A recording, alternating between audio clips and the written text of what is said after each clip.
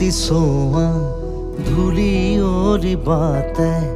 ধূলি হৈ হৈ উৰিব জীৱনী উজুতি খোৱা উচুপনিবোৰে